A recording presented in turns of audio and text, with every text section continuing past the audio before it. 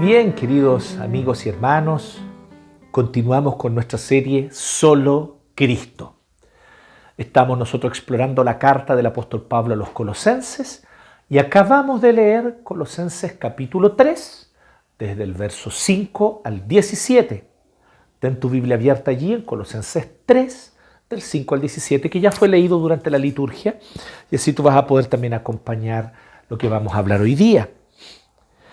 Solo para recapitular lo que hemos visto hasta acá, hemos visto cómo el apóstol Pablo fue argumentando casi como si fuese subiendo un monte, subiendo una colina. Él fue argumentando distintos aspectos en los cuales nosotros podemos ver la suficiencia de Cristo para nuestra salvación, sí, sin duda, para que nuestra alma sea salva, para que podamos ser librados de la condenación y tener vida eterna.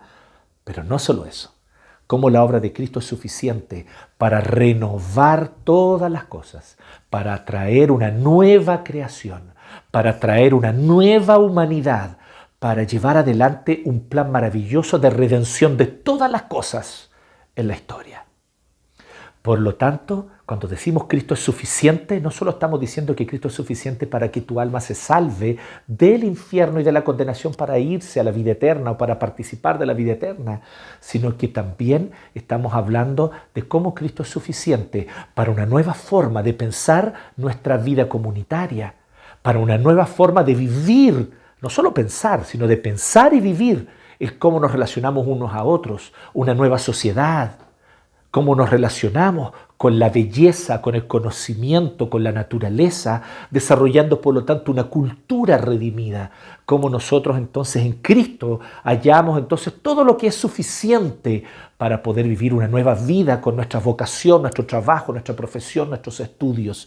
Una nueva vida en torno a nuestra vida familiar, como esposo, como esposa, como hijos, como padres. Cómo nosotros podemos llevar una nueva vida y un nuevo estilo de vida en todos los aspectos, como ciudadanos, parte de una nación, de una comunidad, buscando el bien común, promoviendo la justicia, denunciando la injusticia y buscando hacer el bien a todos y promoviendo una vida comunitaria de bien común. Por lo tanto, Cristo viene a renovar toda la realidad. Cristo viene a redimir toda la realidad. Cristo es el redentor de la creación entera, cielos y tierra. Y la vida eterna consiste en esto. Cristo un día volverá en gloria y majestad, descenderá en las nubes, rasgará los cielos, todo ojo le verá. Y en ese momento Él entonces consumará aquella obra maravillosa que Él ya comenzó con su primera venida, cuando murió en la cruz y resucitó al tercer día. Él entonces inaugurará de manera definitiva un nuevo cielo, una nueva tierra, habrá una nueva creación, habitaremos con Él, tendremos comunión directa con Jesucristo nuestro Señor para amarle, abrazarle, comer con Él y habitaremos una nueva creación sin pecado. Nosotros estaremos sin pecado. Si es que estemos muertos, Él nos va a resucitar para habitar con Él eternamente. Si es que estamos vivos, en su venida Él nos va a transformar cuerpo y alma para que estemos totalmente libres de pecado, glorificados, habitando con Él. Y esa es la vida eterna, habitar con Cristo una nueva creación por siempre, sin llanto, sin dolor, sin enfermedad, sin corrupción, sin muerte. Un cielo nuevo y tierra nueva donde habita la justicia perfecta y por siempre. Y Él ya empezó este plan. Este plan glorioso, esta visión gloriosa del futuro, este futuro glorioso que ocurrirá, que vendrá, sin duda alguna, vendrá. Pero este futuro glorioso que vendrá no es solo futuro, es ya también una realidad. Porque cuando Jesucristo murió en la cruz para condenar la antigua creación, resucitó al tercer día para de esa tumba vacía salir entonces la nueva creación en su cuerpo resucitado, Cristo trajo una nueva realidad a la historia, pero también trajo una nueva realidad para ti y para mí. Cuando Él subió al cielo después de su resurrección, envió su Espíritu que habita en nosotros, que conforma a la iglesia. La iglesia es la nueva humanidad que habita en medio de la antigua humanidad en la historia para vivir vidas distintivas, como lo vimos en una serie anterior, para ser sal en la carne que se pudre, ser sal que preserva, para en medio de la oscuridad de este mundo y de esta humanidad, ser luz, luz por el poder y la gracia del Espíritu Santo que habita en nosotros. Entonces ya podemos vivir esta vida eterna, ya podemos nosotros vivir parcialmente esta vida eterna. Todavía esta vida eterna no es plena, completa. Todavía luchamos contra el pecado y las tendencias e inclinaciones pecaminosas de nuestro propio corazón. Todavía el pecado es una realidad presente en los creyentes, en los cristianos, en la comunidad de la iglesia. Pero ya Cristo nos dio el poder y nos dio el Santo Espíritu para vencer el pecado, para vencer la tentación, para resistir día a día, para volver a levantarnos cuando caemos, para pedir perdón cuando fallamos, tanto al Señor primeramente como a nuestro prójimo, para hacer las cosas de nuevo si las hemos hecho mal hasta ahora. El Espíritu Santo empodera a los creyentes para poder vivir vidas de amor, gracia, paz, compasión y justicia. Entonces el apóstol Pablo venía argumentando cómo Cristo es suficiente porque Él redime todas las cosas para su gloria. Y venía, como decía, como subiendo una colina, argumentando en base a dos hechos permanentes y claros que Él tiene todo el tiempo en vista en su mente mientras expone la carta a los Colosenses. El primer hecho, Cristo es victorioso en la historia. Él ya vino una primera vez, venció a Satanás, venció a los principados y potestades, venció a la muerte, resucitó el tercer día y conformó un nuevo pueblo que es la iglesia, una nueva humanidad. Entonces Cristo ya es victorioso en la historia. Pero el segundo hecho, estamos unidos espiritualmente a Cristo. Estamos en Cristo, unidos espiritualmente a Él. No es algo que la mente y la razón humana puedan comprender plenamente. No es algo que se pueda palpar con los sentidos. Por lo tanto, es una unión mística, porque está más allá de la razón y de los sentidos, pero es real.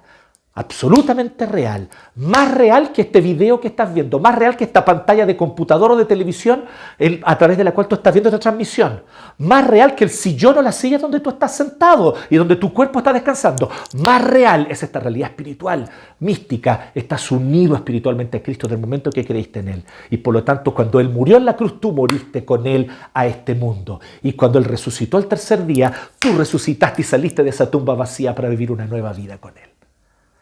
Entonces estos dos hechos, Cristo es victorioso en la historia y el segundo, estamos unidos espiritualmente a Él, estos dos hechos fundamentan toda la carta hasta que Él llegó al punto cumbre, que era en Colosenses 3 del 1 al 4, donde Él nos da las claves para un nuevo estilo de vida. Él nos dice entonces que la clave está en poner la mira en las cosas de arriba, porque Cristo ha consumado su obra, ha consumado por lo menos la primera parte de su obra, murió por nuestros pecados, ya nos entregó perdón, ya nos dio vida eterna y ya nos justificó, o sea, nos declara justos delante del tribunal de Dios, a nosotros, impíos, pecadores, transgresores, rebeldes, nos declara justos y por lo tanto, por esa gracia maravillosa podemos nosotros ser reconciliados con Dios. Completó su obra. Por eso Él está sentado a la derecha de Dios Padre, en gloria y majestad. Pero también Él pronto vendrá. Entonces el apóstol Pablo nos decía en Colosenses capítulo 3 del 1 al 4, pongan su atención, enfoquen en el hecho de que Cristo ya consumó su obra a favor de ustedes y que pronto vendrá. Busquen esto, estas cosas de arriba, busquen esto. Busquen que su corazón se goce, se deleite, se arraigue en la obra ya consumada de Cristo. Y recuerden que Él volverá y que cuando Él vuelva, la vida de ustedes se manifestará, porque allí ustedes estarán glorificados en gloria. Y ustedes entonces, el verdadero yo de ustedes, se revelará en ese día final cuando Cristo vuelva.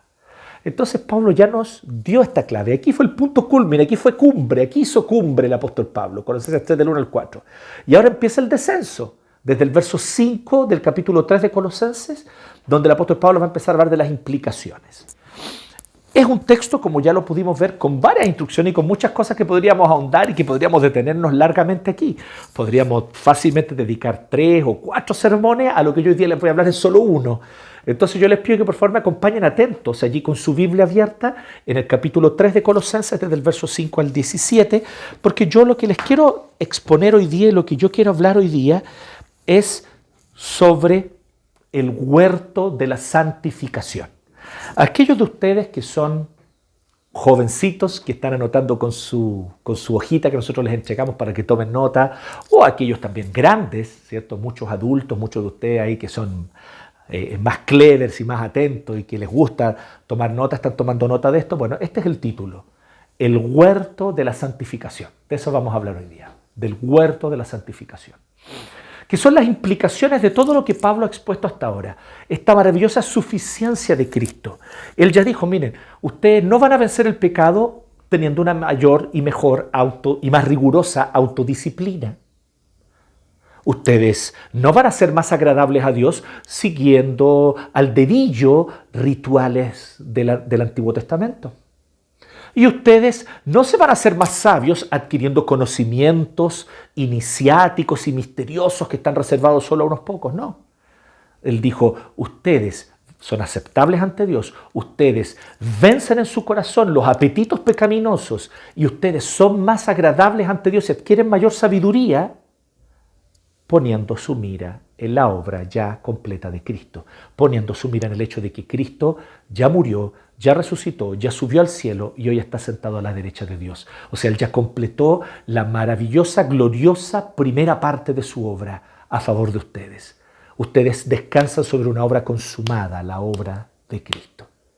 Pongan su mira, pongan su atención, enfoquen, decíamos la semana pasada, en eso. Entonces ahí nos genera la duda. Entonces, pastor, si eso es lo que está diciendo el apóstol Pablo, entonces, ¿por qué nosotros guardamos ciertas disciplinas como la oración o como la lectura bíblica? ¿O por qué entonces guardar ciertas disciplinas como el participar de la vida comunitaria? ¿O entonces tiene que darnos lo mismo el pecado? Deja el pecado ahí nomás, que el pecado se resuelve solo. No debo prestar atención al hecho de si en mi vida estoy teniendo hábitos pecaminosos. Enfoco en Cristo nomás y solitas las cosas se van a ir arreglando. ¿Cómo es esto? Y entonces genera un poco de dudas porque tenemos, creo yo, una de las razones, porque tenemos pensamientos demasiado mecánicos. Gran parte de nosotros somos citadinos, nacidos y criados en ciudad. Algunos nacidos y criados aquí en Santiago, una gran ciudad. Otros nacidos y criados en otras ciudades tal vez menores, pero que aún así tenemos poco contacto con la vida agrícola. Tenemos poco contacto con la vida de cultivo de la tierra, de aguardar pacientemente que los cultivos broten, de aguardar pacientemente que los cultivos crezcan y maduren, de aguardar pacientemente el tiempo de la cosecha. Tenemos poca o nula costumbre de esto. Muchas veces para nosotros la vida agrícola es desconocida. Sin embargo, la vida agrícola consiste en las principales metáforas que la Biblia nos presenta de la vida cristiana. Y que incluso el mismo Jesús habla en sus parábolas. Gran parte de ellas son parábolas que tienen que ver con la vida agraria, con la vida agrícola, con la vida de cultivo, de las plantas, de las cosechas, de las siembras.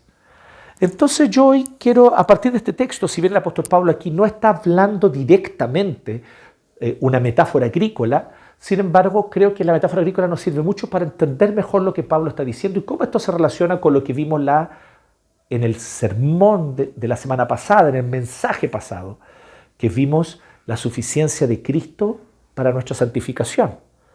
Entonces, ¿por qué Pablo después empieza a dar instrucciones?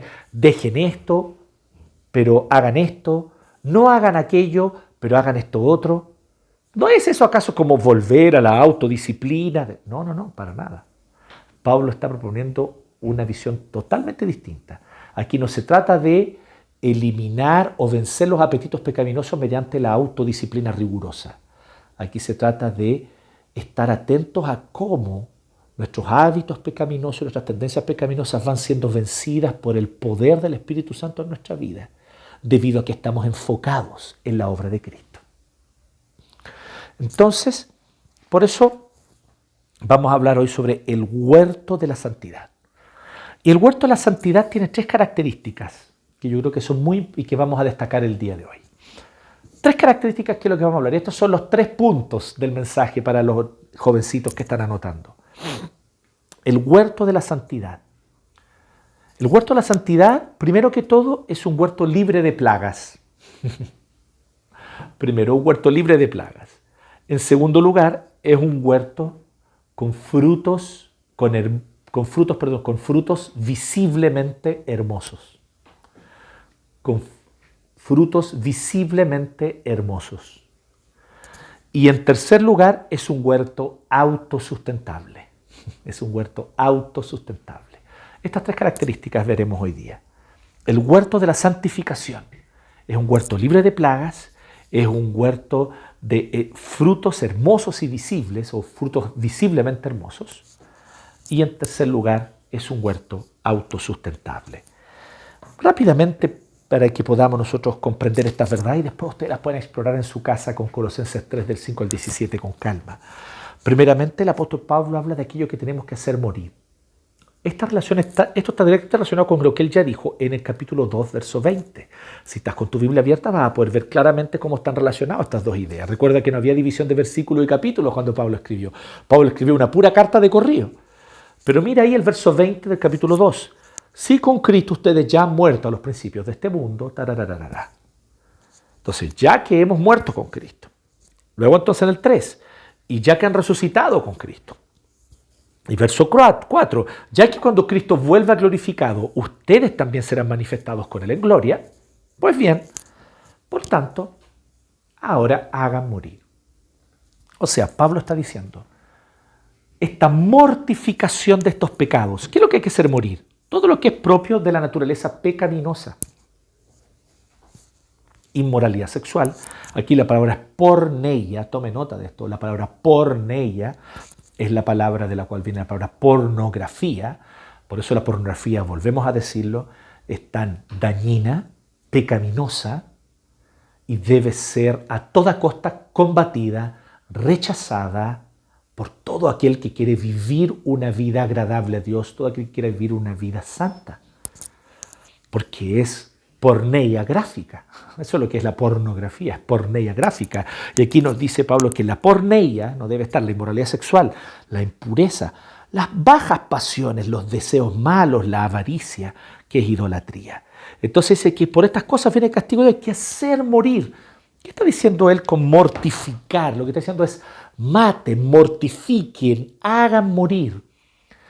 Él está diciendo, recuerden que con Cristo ustedes ya murieron, están unidos espiritualmente a Él. Sin embargo, aún ustedes tienen una naturaleza pecaminosa, habitamos en un mundo pecaminoso, la naturaleza pecaminosa aún es parte de nuestro corazón y de nuestra vida espiritual y también por lo tanto física, en todo aspecto nosotros estamos afectados por el pecado. Por lo tanto, ya que nuestra naturaleza aún es pecaminosa, pero ya que estamos unidos a Cristo, recordemos que poniendo la mira en las cosas de arriba, enfocando en lo que Cristo ya realizó y anhelando y aguardando su regreso, con estas cosas, enfocando en esas cosas, nosotros debemos eliminar de nuestra vida todas estas, por así decirlo, plagas. Plagas que se comen nuestras hojas, que absorben nuestros nutrientes y que no permiten que demos fruto. ¿Cuáles son estas cosas? Ya las mencionamos, ¿cierto? Inmoralidad sexual, impureza, bajas pasiones. Por estas cosas viene el castigo de Dios. Ustedes las practicaron en otro tiempo cuando vivían en ellas. El apóstol Pablo está diciendo, este era un estilo de vida de ustedes sin arrepentimiento. Varios de ustedes conocen muy bien lo que Pablo está diciendo aquí. Lo han vivido en su propia vida. Tal vez tú durante un tiempo viviste en la avaricia, buscando dinero, buscando recursos, encontrando que tu felicidad iba a estar en un mejor estatus socioeconómico. Y vivías entonces para ganarle a quien fuera con tal de ser exitoso económica y financieramente. Entonces tu corazón era movido por la avaricia. No había arrepentimiento en ti. Simplemente tú buscabas la avaricia, buscabas avaramente, ¿cierto?, satisfacer estos deseos de enriquecimiento a cualquier costo, de tener un estatus socioeconómico como si eso le fuese a dar valor a tu vida. Y no había arrepentimiento. Pero un día conociste a Cristo y no es que dejaste de ser avaro, pero ahora cuando hay una actitud avara en ti, cuando hay una actitud de búsqueda idolátrica, de amor al dinero y de amor a las riquezas, una voz que no es otra sino la voz del Espíritu Santo te recuerda que estás en pecado, que tienes que dejar eso, que ya tu vida no es esa. Para varios de ustedes en otro tiempo era normal la fornicación. Era parte de la vida, era natural, incluso nunca hubo ninguna culpa, nada. Pero después que conocieron a Cristo, ya nunca más pecaron en paz. Entonces Pablo está diciendo, ustedes en otro tiempo vivían en ellas, o sea, era su estilo de vida y no había arrepentimiento. Pero ya pasó ese tiempo. Hoy, aunque pueda haber luchas, aunque puedan haber tropiezos, aunque puedan, por causa de que de su corazón brotan estas maldades, estos pecados, pero cuando en su corazón brotan estas maldades, ustedes caen en ellas y siguen sus inclinaciones pecaminosas. Sin embargo, también es verdad que allí en ese momento también el Espíritu Santo los reprende, los exhorta y los hace volver al camino, o les recuerda que tienen que volver al camino. Ahora estás con Cristo y ahora que tienes a Cristo nunca más pecaste en paz. Entonces, el apóstol Pablo está describiendo esto. Primeramente, él nos habla de que este huerto de la santificación es un huerto libre de plagas. Y esta es una de las primeras plagas, ¿cierto? Plagas visibles. Hay plagas que son claras cuando tú estás cultivando tomates, frutos en un huerto, ¿cierto? Y tienes tu huerto allí, el huerto de la santificación, ¿cierto? Estamos diciendo, bueno, en este huerto, cuando hay un huerto hay plagas, hay algunas plagas que son visibles. Se comen las hojas, se comen las frutas, o absorben todos los nutrientes de la planta, no permitiendo entonces a la planta poder dar fruto. Entonces, hay que quitar esas plagas visibles, feas, esos bichos que se comen la planta. Pablo está diciendo inmoralidad sexual, impureza, pero ojo, que no todo está relacionado con lo sexual. Al tiro nosotros tenemos que decir, bajas pasiones y malos deseos, eso también tiene que ver con fornicar, con adulterar, No, aquí en este caso, bajas pasiones y malos deseos ya no tiene tanto que ver con lo sexual, ¿sí? Inmoralidad sexual e impureza sí, pero cuando dice malos deseos y avaricia o bajas pasiones, se está refiriendo a bajas pasiones, por ejemplo, a la reacción inmediata con ira desmedida, ira incontrolada, bajas pasiones. Entonces, alguien viene y hace algo que a ti te molesta, entonces tu reacción es de inmediato, llena de ira, llena de furia, con una rabia que tú simplemente desatas frente a los demás, con palabras, con golpes, con puños, con gritos, con garabatos, porque estás lleno. Esos son bajas pasiones. Malos deseos. No se refiere simplemente al deseo sexual, porque ya habló de la porneia y de la inmoralidad sexual. Está hablando de los malos deseos cuando yo deseo tener lo que el otro tiene, cuando mi corazón arde de envidia porque no puedo tolerar que le vaya bien a esa persona, que en mi entendimiento no debería irle bien, porque no puedo mirar el Instagram en paz. Veo que a alguien le va bien, que prospera o que las cosas le salen bien y mi corazón se llena de rabia. Yo digo, ¿por qué a mí no? Malos deseos. Porque deseas, codicias y por eso te llenas de envidia y tu corazón arde de envidia pecaminosa al ver que a otro pueda irle bien. Malos deseos. Y por lo tanto, y después ya menciona claramente avaricia, el amor al dinero. Recuerden que la Biblia nunca condena el dinero. Hay algunos que citan mal la Biblia, el dinero es raíz de todos los males. Mentira, la Biblia no dice eso. La Biblia dice, el amor al dinero es raíz de todos los males. El amor al dinero es raíz de todos los males. Y ahí está el tema de la avaricia, que Pablo dice claramente, es idolatría. Es idolatría. Porque es pensar que las riquezas, el dinero, los bienes le darán propósito a mi vida. ¿Cierto? Entonces están aquellos que constantemente están buscando más recursos económicos para poder gastarlos, así sentirse mejor y sentirse más felices y más plenos. Idolatran los bienes de consumo, idolatran entonces el acceso a bienes y a servicios y sienten que eso les da mayor dignidad y valor como personas. Allí hay idolatría del dinero y de los recursos económicos y de los recursos materiales. Pero también aquella persona que tal vez vive de manera muy austera, pero que guarda el dinero, lo ahorra todo el tiempo, es avaro, no quiere gastarlo porque mi seguridad está en cuánta plata hay en mi cuenta corriente y no quiero que me saquen de mi cuenta o de mi cuenta de ahorro, no quiero que me saquen esa plata. Entonces está diciendo claramente que eso es claramente pecaminoso. Esas plagas hay que quitarlas. Pero Pablo no se detiene allí. Pablo va más allá y también habla de unas plagas tal vez menos visibles, plagas que no son tan feas, que no son como bichos comiéndose las hojas. Tal vez son como maleza, que absorben los nutrientes de la tierra y que no permiten que la planta crezca bien. Tal vez pasan más piola, parecieran ser más bien simplemente parte del paisaje y no las vemos tan claramente. Entonces Pablo dice, pero ahora, verso 8, abandonen también todo esto, que tal vez no se ve tan clara y abiertamente inmoral. Pero miren, enojo, ira, malicia, calumnia y lenguaje obsceno. Entonces, ¿qué es lo que Pablo está diciendo? Pablo está diciendo que ahora también existen otras cosas que tal vez no las vemos como tan malas. Por ejemplo, el enojo. Sí, es que estos malditos progres que quieran destruir el país y blasfemo y hablo pestes contra ellos y deseo su mal.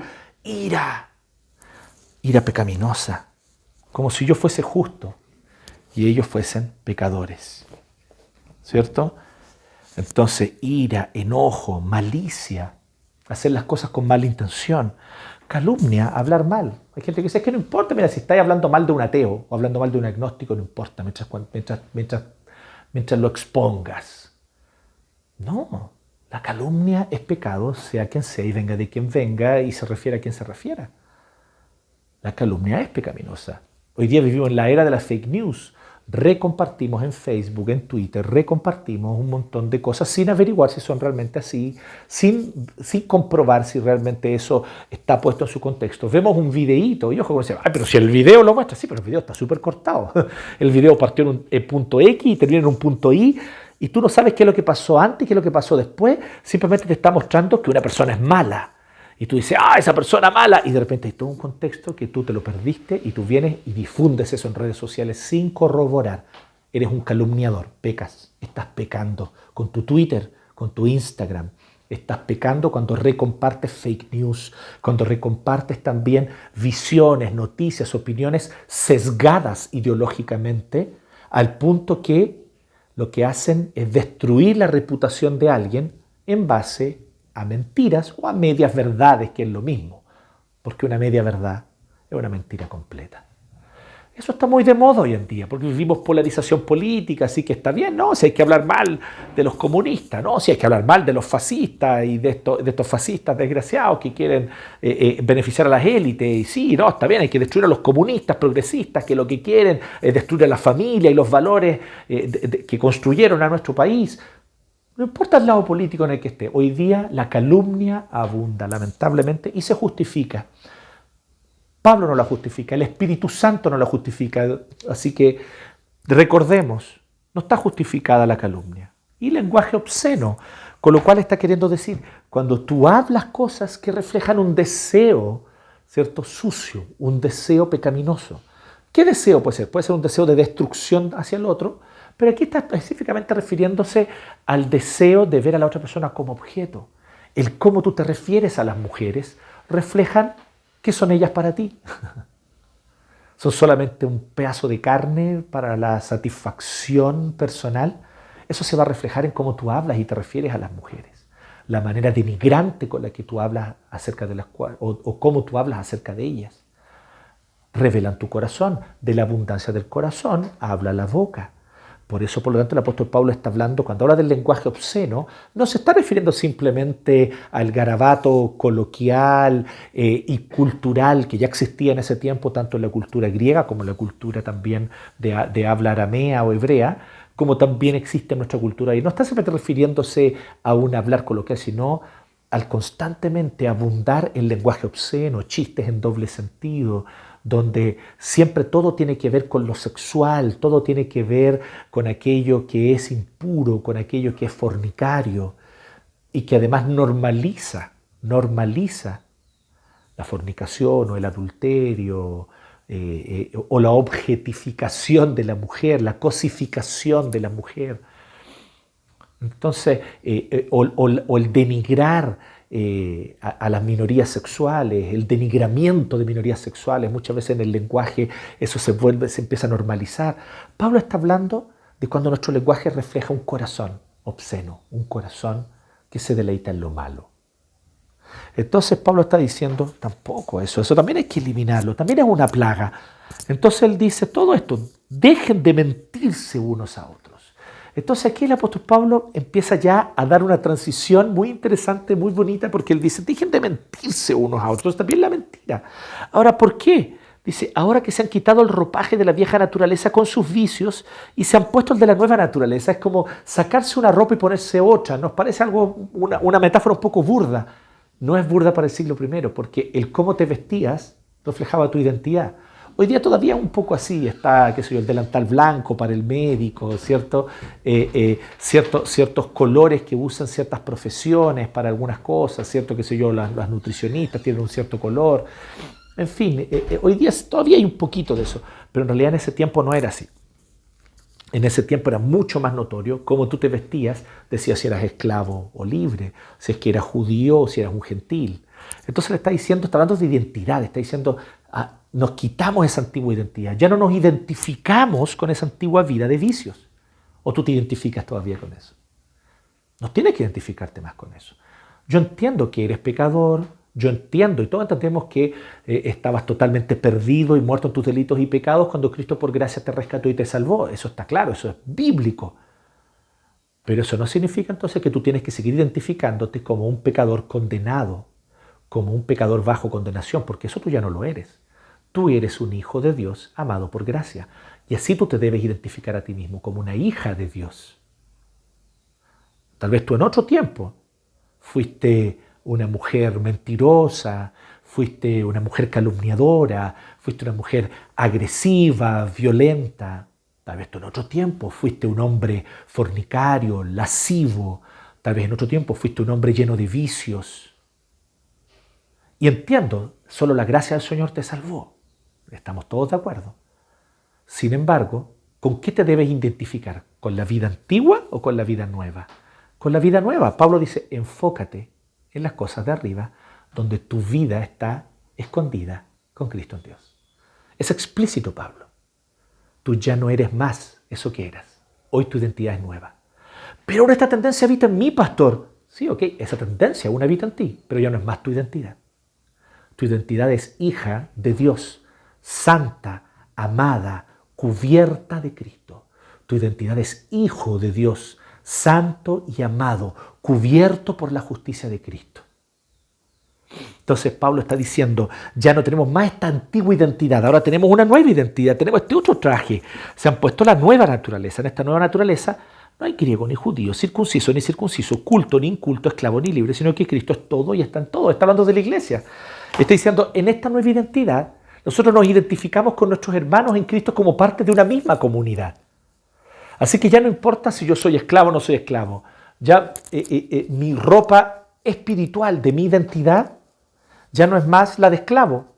En la iglesia somos uno, todos nosotros. Yo ya no me he visto más como un bárbaro. Aquí Pablo menciona a los bárbaros. Yo ya no me he visto más como un griego o como bárbaro, como judío, espiritualmente. Yo soy uno con mis hermanos. Y por lo tanto no tenemos por qué mentirnos unos a otros, por un lado, ¿cierto? Porque si tenemos este nivel de confianza y somos parte de la comunidad, ya no necesitamos andarnos mintiendo, chamullando, ocultando. Podemos confiar unos en otros en la comunidad del cuerpo de Cristo.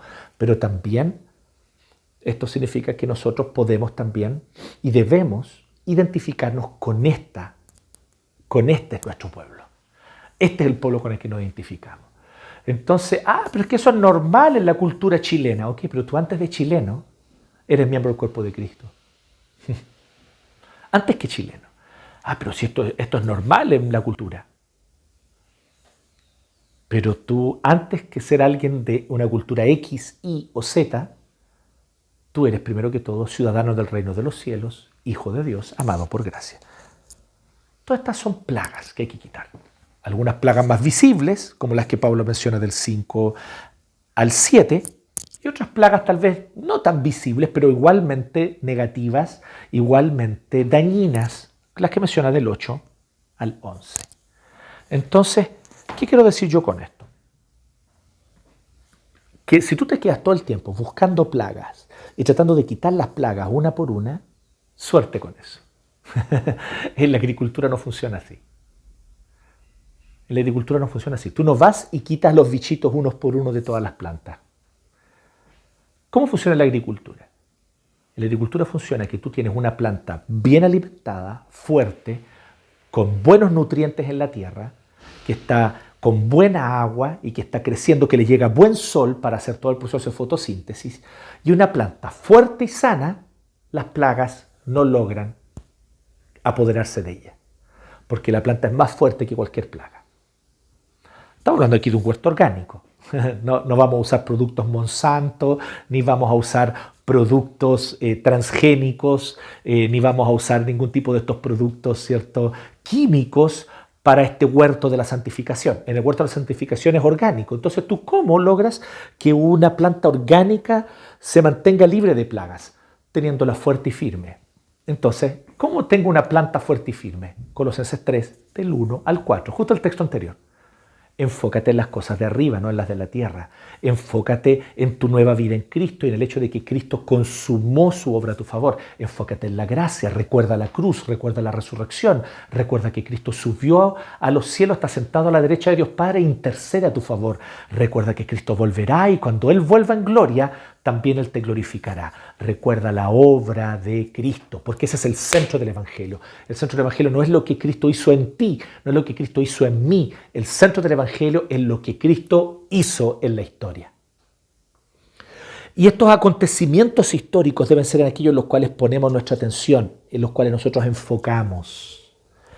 Entonces, ¿qué es lo que está diciendo? El apóstol Pablo está diciendo que cuando tenemos eso puesto, hacemos morir estas plagas. Por lo tanto, hagan morir todas estas plagas que acaban de mencionar, algunas más visibles y otras no tan visibles. Las malezas no van a poder vencer una planta que está bien nutrida y fuerte. ¿Y qué nutre la planta? La obra de Cristo ya consumada. ¿Qué es lo que permite que la planta esté fuerte y firme para que las plagas entonces no la venzan? Que es la obra de Cristo ya consumada en la cruz y en la resurrección. El hecho de que Cristo completó su obra de salvación a nuestro favor y está sentado a la derecha de Dios Padre. ¿Me vas siguiendo? Por lo tanto, aquí Pablo no está diciendo presten atención a las plagas una por una y quítenlas con sus deditos. No, no es así como funciona en un huerto orgánico. Fortalece más la planta, dale mejores nutrientes, permite que le llegue mejor el sol para que así pueda hacer un buen proceso de fotosíntesis. ¿Cómo? ¿Qué hace todo eso? ¿Qué es esa fotosíntesis? ¿Qué son esos nutrientes? ¿Qué es ese fertilizante?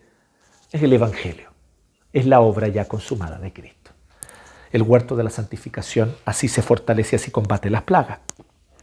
Luego entonces el apóstol Pablo nos habla de estas otras dos características que yo le estoy mencionando. Ya vimos que este huerto de la santificación está libre de plagas, tanto grandes y visibles como más pequeñas.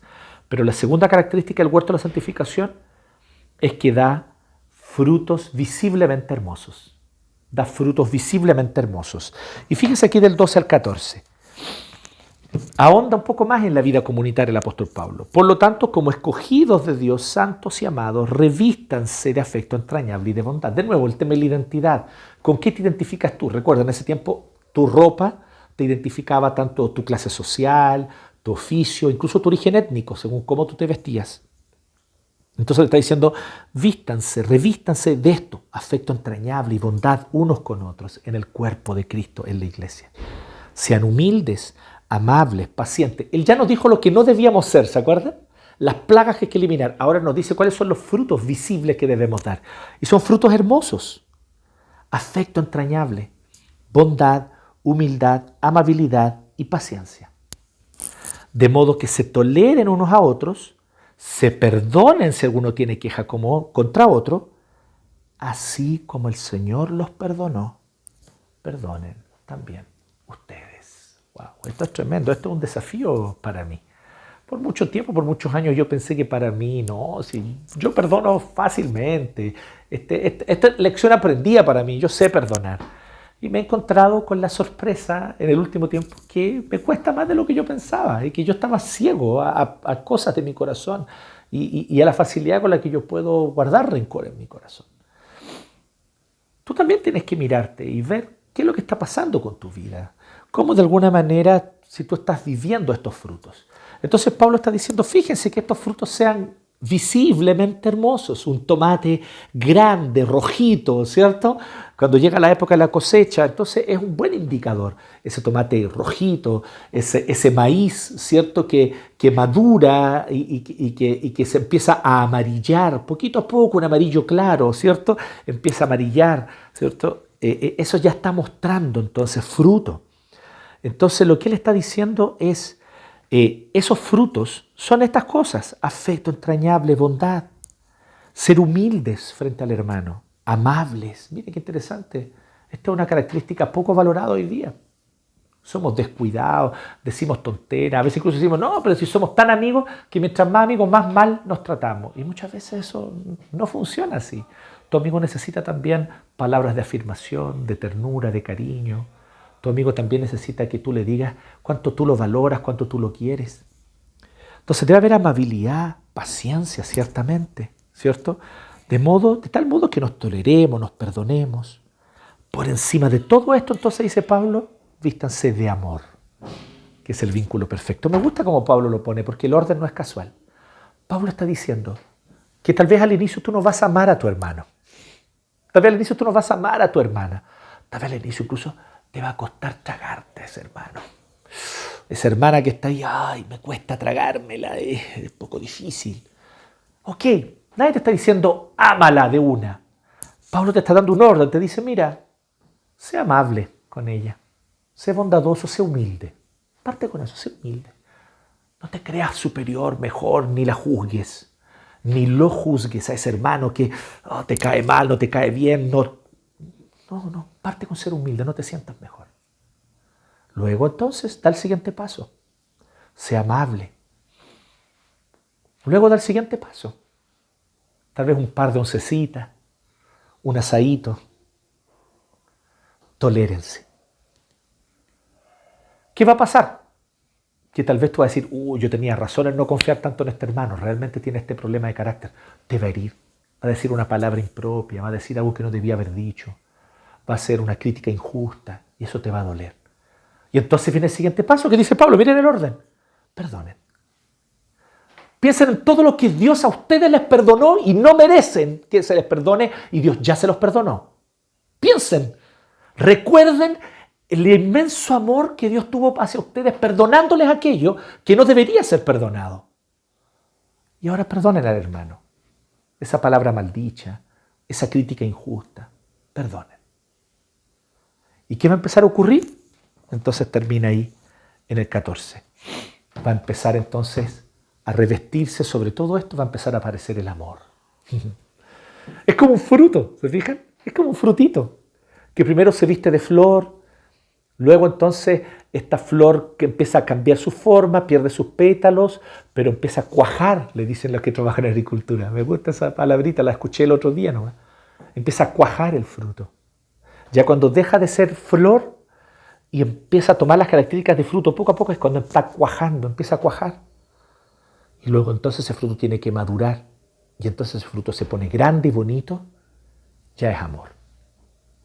Entonces Pablo está diciendo que esta segunda característica está en el huerto. Frutos visiblemente grandes. Y ahora entramos de nuevo, igual que cuando hablamos de las plagas. ¿Cómo logro frutos visiblemente grandes? Enfocándome en el fruto, mirando todo el rato el fruto. Ay, quiero que el tomate esté rojito. Voy a buscar pintura roja para pintarlo porque está medio verde. Sería muy estúpido, ¿no? Alguien que hiciera eso. Alguien que no entiende nada de agricultura.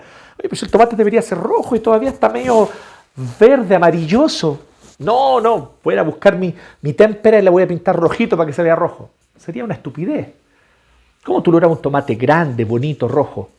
Nuevamente, buena agua, tierra con buenos nutrientes, un buen acceso al sol para que la planta produzca la fotosíntesis. ¿Qué es lo que tenemos entonces? De nuevo, el Evangelio, la obra consumada de Cristo. Esa es la tierra fértil. Los nutrientes de este huerto son el Evangelio.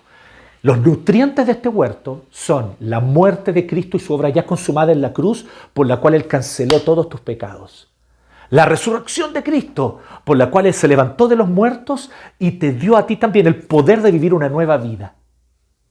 Y ciertamente la ascensión de Cristo a la derecha de Dios Padre, donde Él está hoy día e intercede a tu favor, porque ya eres su Hijo amado, ya eres salvo, ya has sido justificado, así que Él intercede a favor tuyo. Entonces cuando tú miras la obra de Cristo, pones la mira allá arriba, en el hecho que Cristo consumó su obra a tu favor, entonces esos son los nutrientes que permiten un fruto visiblemente hermoso. ¿Qué es la segunda característica del huerto de la santificación? Frutos visiblemente hermosos. Vamos en dos características, ¿cierto? Primero, el huerto de la santificación está libre de plagas. ¿Por qué? Porque es una tierra con buenos nutrientes, porque tiene buena agua, porque tiene buen acceso al sol, el Evangelio. Que da frutos visiblemente hermosos, segunda característica. ¿Por qué? Por lo mismo. Le llega buena agua, la agua fresca del Evangelio, los nutrientes frescos de la obra consumada de Cristo y ese buen acceso al sol, el sol de la esperanza de que Cristo volverá. Eso entonces permite que haya frutos visiblemente hermosos. Y la tercera característica entonces está del 15 al 17. Este huerto de la santificación es autosustentable. Que gobierna en sus corazones la paz de Cristo, a la cual fueron llamados como un solo cuerpo, o sea, como iglesia. Aquí Pablo está hablando unos a otros como iglesia. Aquí Pablo está oponiéndose abiertamente a que vivas tu vida cristiana a solas. Pablo está diciendo explícitamente que no hay santificación. Podemos decir, la santificación llega hasta un tope y tú no creces más en santidad cuando tú buscas crecer solo. Ay, no, yo aquí con mi Biblia en mi pieza. No, yo aquí nomás con mi ayuno personal. No, yo aquí nomás con mi lectura bíblica y mi oración. Ir a la iglesia, participar de la comunidad, forjar lazos en la iglesia. No, me cansé de eso, yo no quiero eso. Yo vivo mi vida cristiana, yo, conmigo, mío, para mí, yo. Ok, tu santidad tiene un tope. No vas a crecer más de esto. Te vas a quedar enana espiritual. Te vas a quedar enano espiritual. Vas a ser un bonsái. ¿Conocen los bonsái? Son plantas también, ¿no? Orgánico, todo. Pero solo sirven de adorno. No alimentan una población. No dan fruto que sacia el hambre del hambriento. No dan fruto que calma la sed del sediento.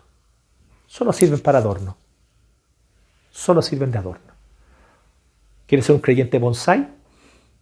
¿O quieres ser un creyente que es como un árbol fuerte, firme, que da sombra, que da fruto, que alimenta al hambriento, que calma la sed del sediento, que bendice a otros, que lleva adelante la obra de Dios, que extiende el reino? Tú sabes a qué fuiste llamado, ¿no? No a ser un bonsái.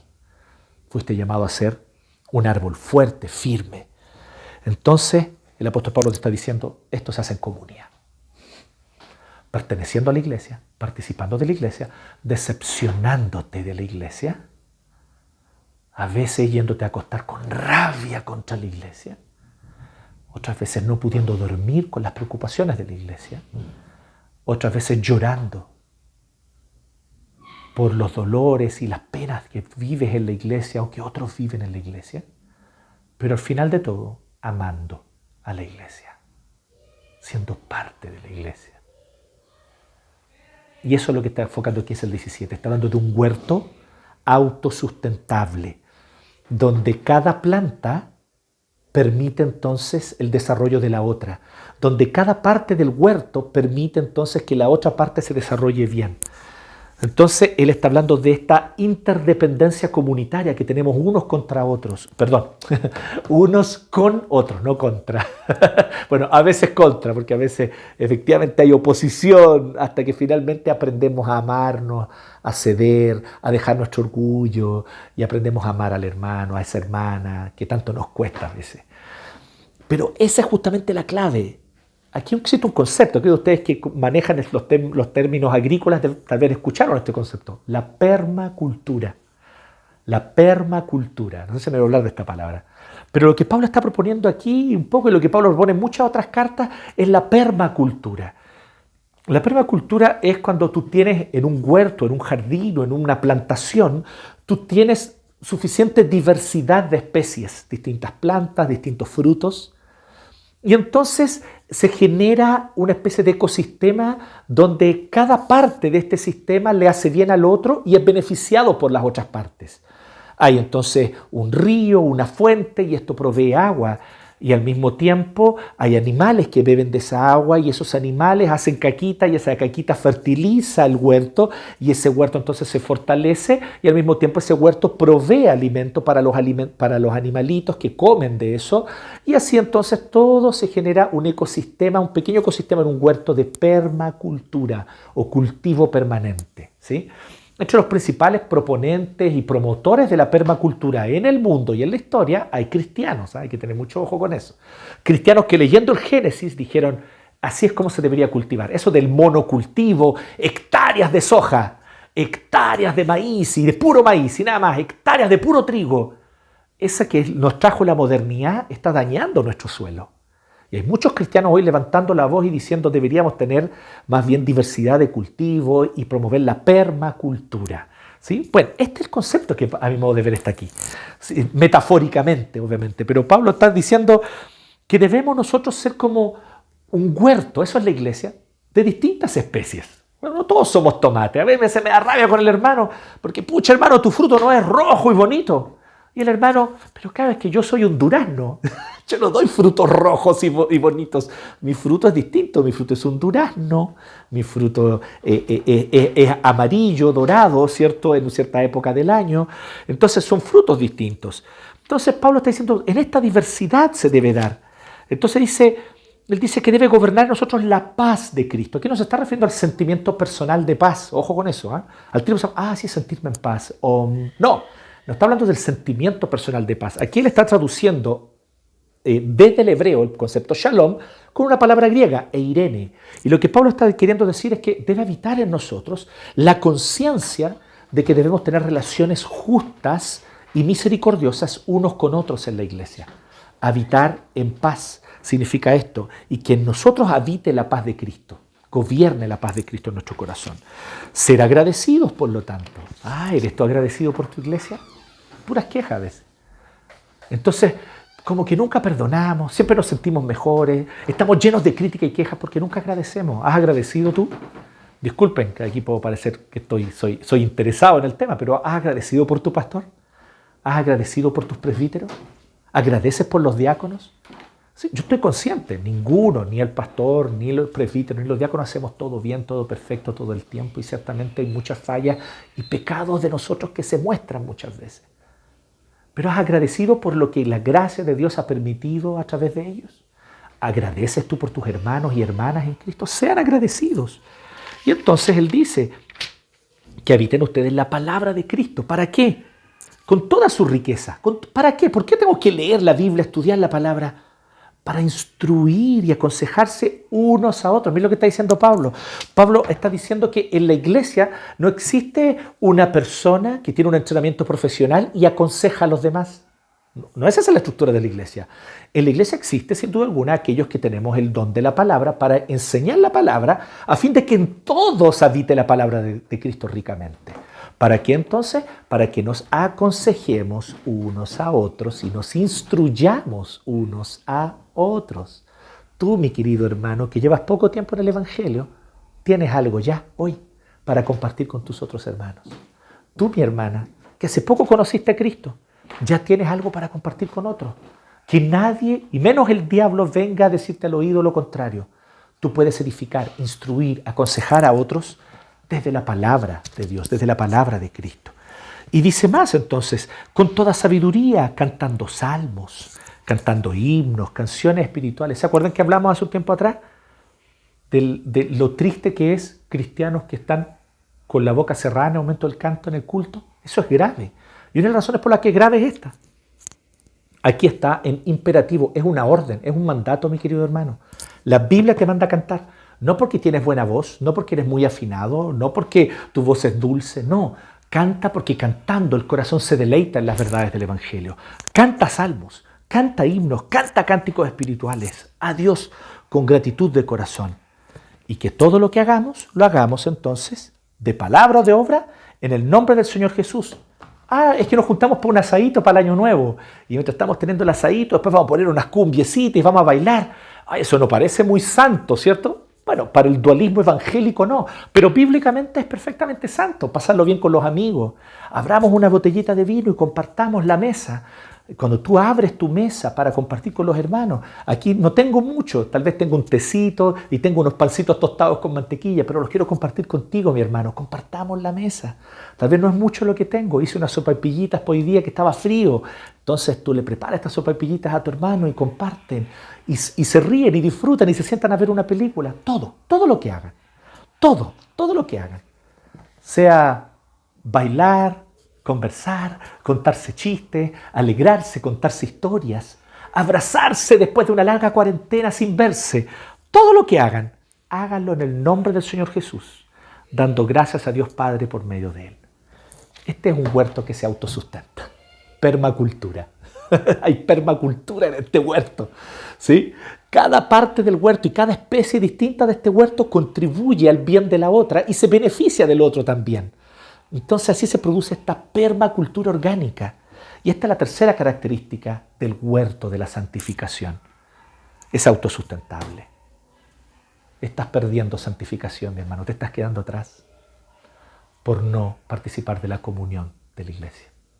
Varios de ustedes les gusta ver el YouTube y no se conectan al Zoom posterior. Y son parte de la comunidad, ni siquiera son gente de otra iglesia, otra ciudad que se conecta al YouTube. Eso está bien, no hay problema. Pero algunos de ustedes son parte de la iglesia. Es que ya estoy cansado de estar tanto tiempo frente a la pantalla, es que el Zoom estoy agotado. Lo entiendo, yo sé que sí. Pero ¿sabes qué? Esos 20 minutos, 15 minutos, no te van a causar un estrés. ¿Ah? No te van a causar un daño neurológico y psiquiátrico severo. ¿Y sabes qué? No van a ser 15 ni 20 minutos trabajando o participando de una reunión de trabajo. Van a ser 15, 20 minutos orando por tu hermano, escuchando sus motivos de oración y tú diciendo los tuyos. Van a ser 15, 20 minutos para bendecirnos unos a otros. Van a ser 15, 20 minutos para cerrar todos juntos con el Padre nuestro. Para eso es el Zoom posterior. Y cuando tú no te conectas, mi hermano, con esas excusas, y no es que no te conectes una u otra ocasión, que lo puedo entender, sino que cuando ya llevas meses sin conectarte, evidentemente te estás perdiendo la poca comunión que podemos tener en el actual contexto pandémico. Más encima, una vez al mes tenemos la oportunidad de congregarnos. Y algunos de ustedes aún así hacen otros planes para el domingo que les toca congregarse. Y se pierden el culto presencial. No vas a crecer en santidad así. No vas a crecer en santificación así. Haciendo otros planes, justo más encima, el único domingo del mes en el que te puedes reunir. Sí, yo sé, la iglesia no es perfecta. A veces cansa, a veces duele, a veces decepciona. ¿Pero qué te dice el apóstol Pablo? Tolerando, perdonando como Dios nos perdonó a nosotros en Cristo. Y entonces en ese contexto florece el amor. En ese contexto florece el amor. Eso nos está llamando el Señor en el día de hoy, a cultivar nuestra vida de santificación. Y la vida de santificación se cultiva en comunidad, no a solas. Así que, repasando, ¿cómo es este huerto de la santificación? Libre de plagas, con frutos visiblemente hermosos y autosustentable, porque nos dependemos unos de otros, nos apoyamos unos a otros, nos aconsejamos unos a otros. En el Evangelio. ¿Cuál es el nutriente de esto? ¿De dónde salen los nutrientes? ¿De dónde sale el agua? ¿Cuál es el sol que permite esa fotosíntesis? La obra ya consumada de Cristo. Entonces volvemos nuevamente a Colosenses 3, 1 al 4. Pongan su mira en las cosas de arriba. Cristo consumó su obra. Pongan su mira en las cosas de arriba. Él ya murió y resucitó por sus pecados y Él ya los perdonó. Él está a la diestra de Dios Padre intercediendo a favor de ustedes. Pongan su mira en las cosas de arriba, Él pronto volverá en gloria y majestad y entonces ustedes se manifestarán con Él en gloria. Pongan su mira en las cosas de arriba. Ese es el nutriente, esa es la tierra fértil, ese es el agua, ese es el sol que permite que este huerto entonces pueda crecer. Este huerto libre de plagas, con frutos visiblemente hermosos y autosustentable. Que Dios nos bendiga.